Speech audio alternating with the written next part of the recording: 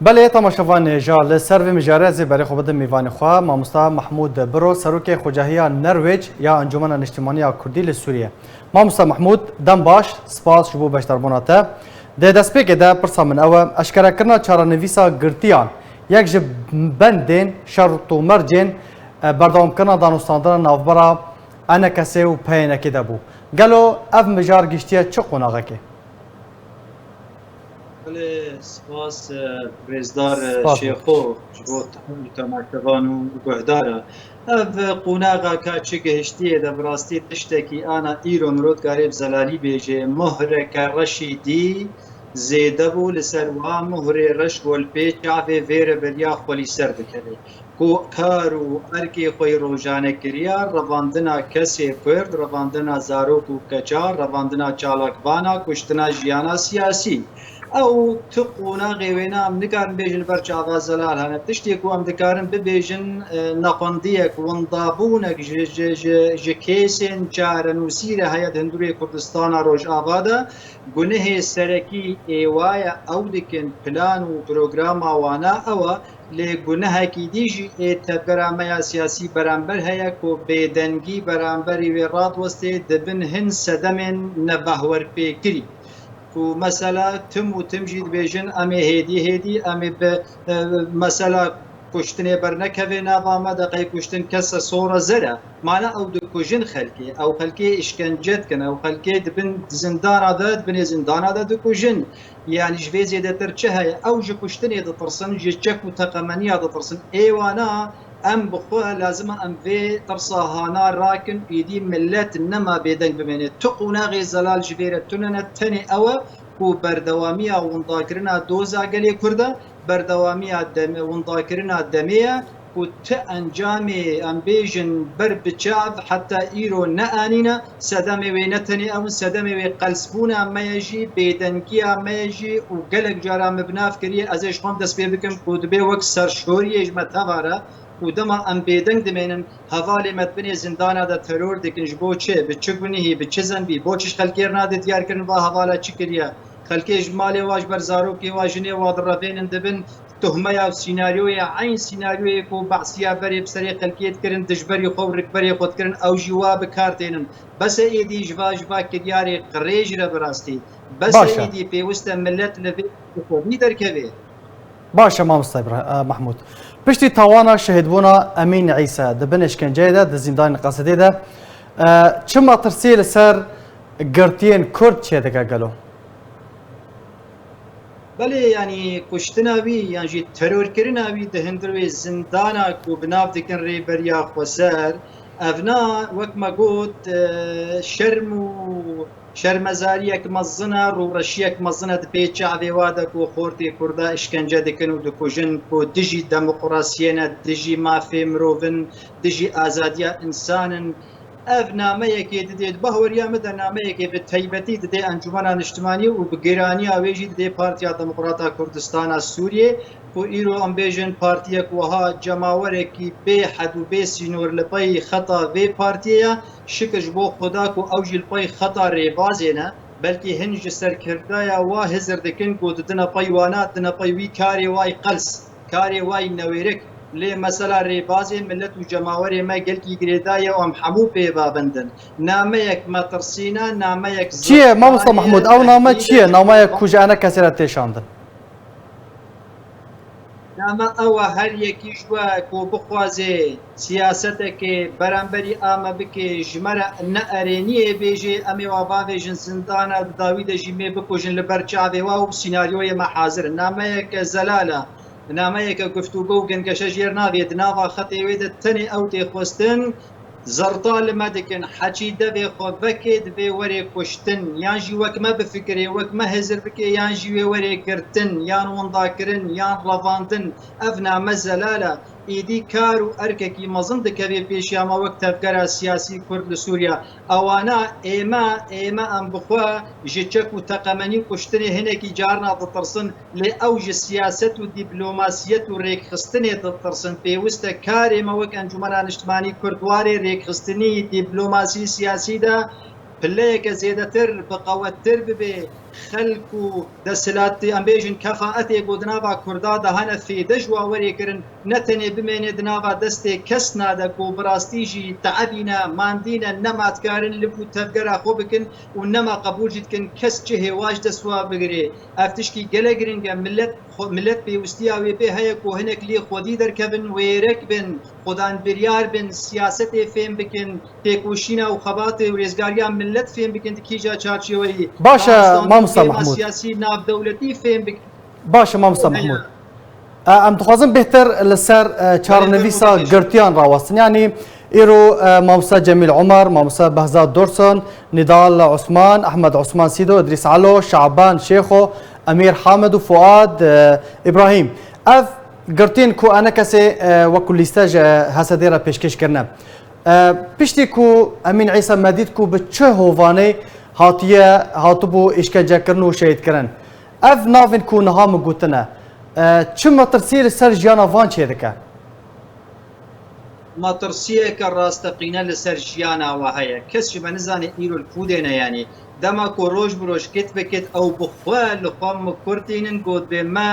ئەمیر حامد و فواد براهیم مەکوشتنە دەما کۆش هەواڵێ مەرە ئەو هەواڵێ مەی کۆت گەنگەشەی دیالۆگا یەکبوونا ڕێزا ماڵا کورد دەبوون کۆواژی کێ حتا وێگا بێ بێدەنگی کردن و بەلاو نەکردن ناو ملەتە و پێنگاوەکە وێرەک بەرامبەری وانەدان ئەزێوێ تاوڵات دیالۆگێ پشکێنم دەماکو دیالۆگێ بمرە دکن و خەلکێ مد کوژن و تەرۆر دکن ینی ئەزێ هەنێکی هەلوەستە وێرەکی بدم کۆ ئیدی بەسە ئەزێش ملەتی خۆرش جەماوەرێک و گرێدای وارە زەلال بکەم تەیبەتی ماڵباتێ شەهیدا بەرجەوەندا مە و بەرجەوەنداوە یەکە بەرجەوەندا مە و ئاوەیەکە زارۆکێوە شەهید بوونت بن بە هەوەرمەندیەکێدا و ئێمەژیت بن تەرۆراوەدا ئەو ڕێبەری ئەوەدا هاتنە تەرۆرکردن و هاتنە شەهیدکردن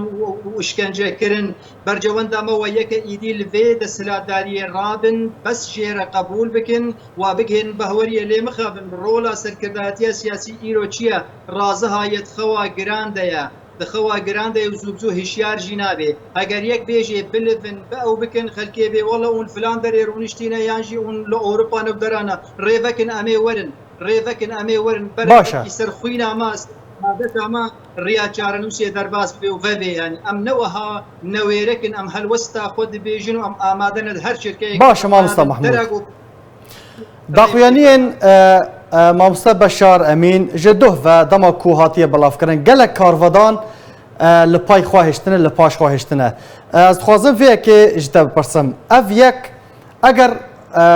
zanyarîn ku têde hatine gotin rast bin ji ber ku hetanha nehatiye piştrastkirin ew ê çawa bandorê li ser rewşa siyasî li Rojavayê Kurdistanê bigiştî bike û nexwasin bi taybet li ser danûstandinê di navbera enekesê û peyênekê de ew ê çawa bandorê bike کێشەیە یانژیش تەرۆرکردنا هەواڵێ مەشەهید ئەمین تەوان جهێوی بەهشتە و ڕوڕەشیش بۆوا و نەفرەتش بۆوا دەستی قڕێژ بۆ زیندانی دەشکەنجە لێکردن وش بۆ وای هاتیشی پیاوێت پێشە ڕۆژی دەدەرکەوێ جاردی نەفرەت و ڕوڕەشیش بۆ وایە و هەروەها سەروەریش بۆ با شەهیدایە بەرگۆ بڕاستیژی شەهید جانێوا بەهایە و ئەم لەبەر وانە بەدەنا خۆ دەتەوێنن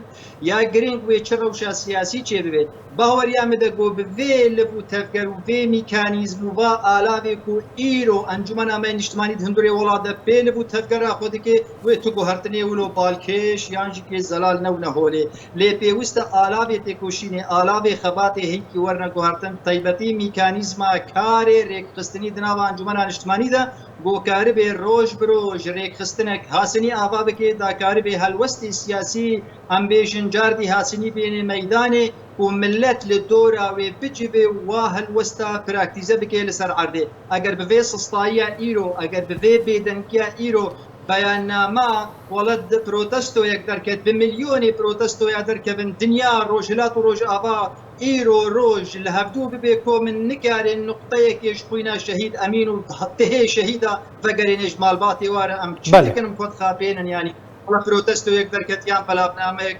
داخویانیەک باشە دەبێ کار هەبێ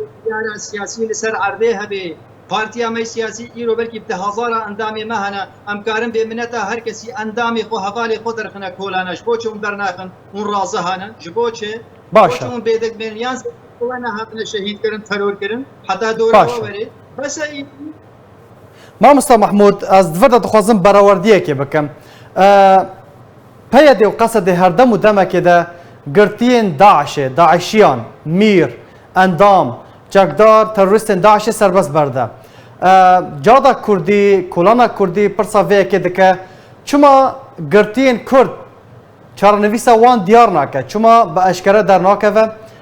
داخوینیه که زلال ده کنگره که روزنامه‌وانی ده یان جی وان سربست برده هگل جمعان به ev miraseki kevne girêdayî mirasê Partiya Karkerê got xwe binav kiriye Kurdistanê û dihê salaya bi hest û helwesta milletê Kurd keniye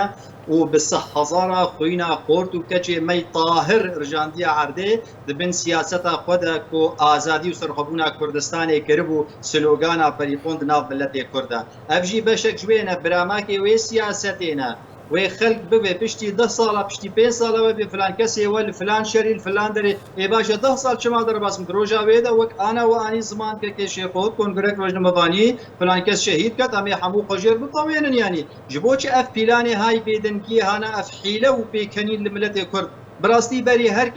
هر کسی جمالبات 12000 شهیدی راگهاندی وقتی از بر راگهاندی جبر این راگهاندی جهان هاجوار سیناریو یا حاضر کن فیلما چه دکن به فلان کودی هاتا شهید کردن یعنی کی کته پیشیا کیدا اوانا همو جواتی کوستن گول بی خودی بپرسن یعنی بی خودی در کبن بیش کازارو که مدبر چدا چون گلود بر ملت مد چون گلود بر چارنوسا ملت کرد چون گلود بر آزادی اوید چون ولاد بر خلق کی دی ملت کی دی گند و باجار ملت کی دی چون یعنی که اف کسی گوری و بریا وا خلق مو کره مو زار و مکچ متکن بری و دان سنگر او شر و تالانیا و کشتنا که انجام ایرو او چید بیشن کود بیم دجی کردستان نه دجی نه توا کردن لتن امش به دای کی دنیا بکن او یگو کری مالا خانه کری کسی نای بس لازم ایدی پیکنین به هست و هلوست عملت نبی لازم اوجمه بهتر خودی تر بنا در کبن لتم استاکید کم امو وایک جبرگو کسن هنا فقیر و هجارت ناضواد حموجی ولات پاریز شریفن او انا نزان گو چپ سری واتی چعدی وهاتیا گرتن گو هی وهاتیا گرتن فقیره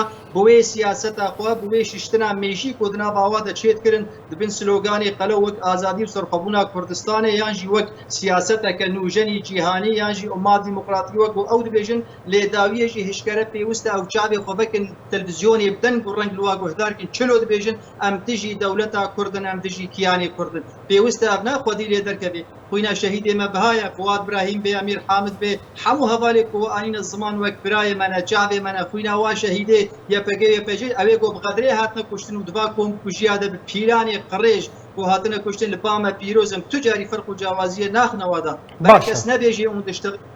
ماندریجیال سر خوینا شهیدات کن شهید جابه من شهید وانا جو من مامۆستا محمود لە گۆڕ شوپاندن و زانیارین بەردەستێوە ئەف گرتیên Kurd yên li cem yên ji aliyê PYD û qesedê PYD ve hatine revandin cekdarên PYD gelo hetan hal cem PYD ne yan ji bo rejîmê ji bo aliyekê dî hatine radestkirin والله هر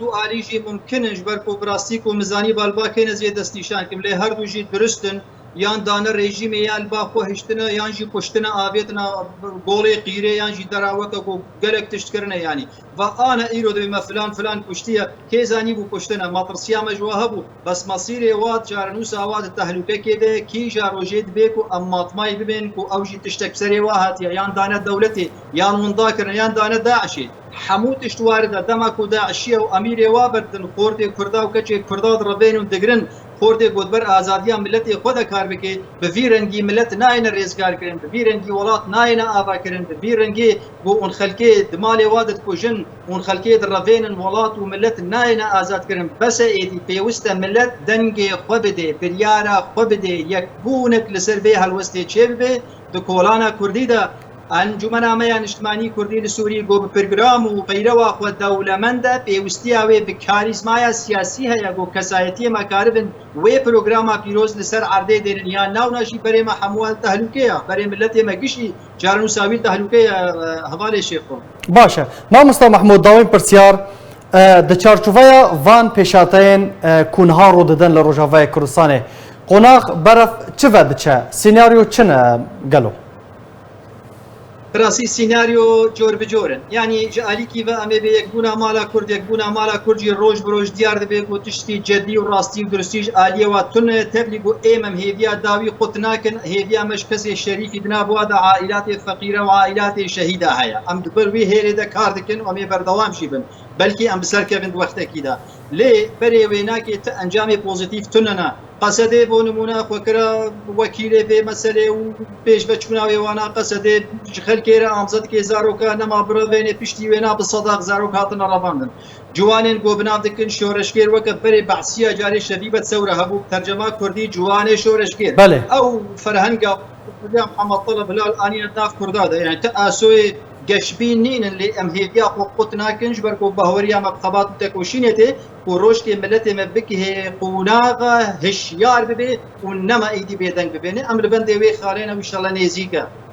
گلک سپاس جبو محمود برو سروک خجاهی نرویج یا انجمن اجتماعی کردی لسوریه گلک سپاس جبو بشتر بونات